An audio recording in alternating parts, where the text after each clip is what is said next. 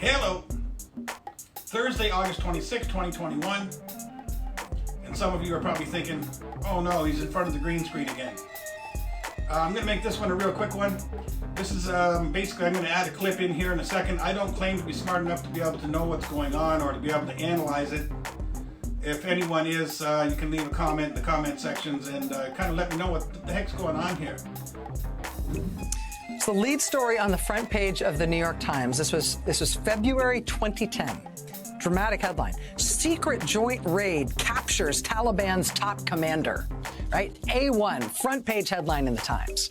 U.S. says Pakistan cooperated to bring in group's second most influential man.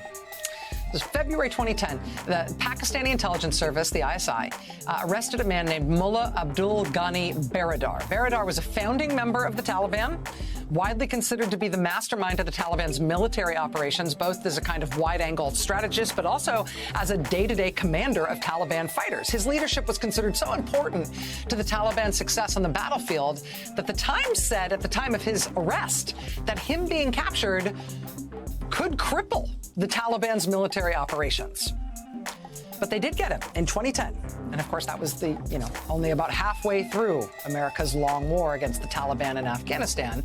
But Mullah Baradar was, in 2010, put into a Pakistani prison. It was a joint operation between U.S. intelligence and Pakistani intelligence. They picked him up.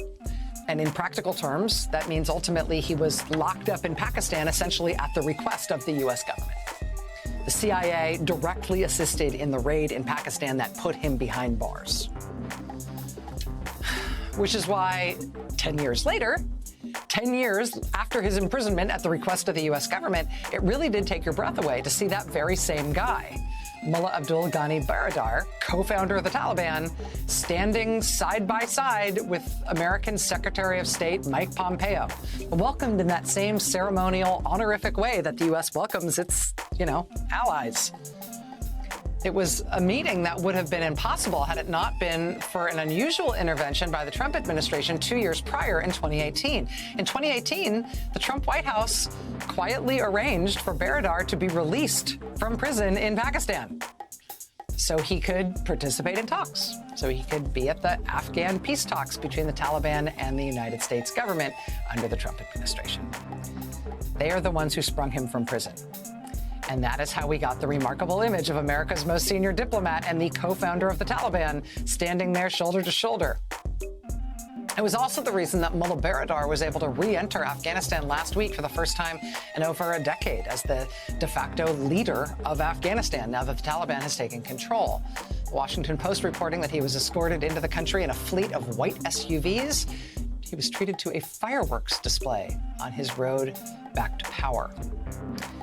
The Trump administration letting Mullah Baradar out of prison also paved the way for this remarkable scoop today in the Washington Post, that the director of the CIA, William Burns, held a secret meeting in Afghanistan with Mullah Baradar yesterday. And what the Post notes was a meeting tinged with irony, given that it was the CIA that picked him up and helped put Baradar in prison 11 years ago. So if you just watch that clip fully and probably holding your nose like me right now, that stinks. The whole story stinks. And it doesn't surprise me that it's the U.S. is involved. What's going on here? Like, any idiot could have a secret meeting and not have people find out about it. So this was obviously a secret meeting that was intentionally leaked or something. It must be, the only thing I can think of with my limited knowledge of this is that this was intended as a message. But to who and why? If you have any ideas, please leave a message in the comment section.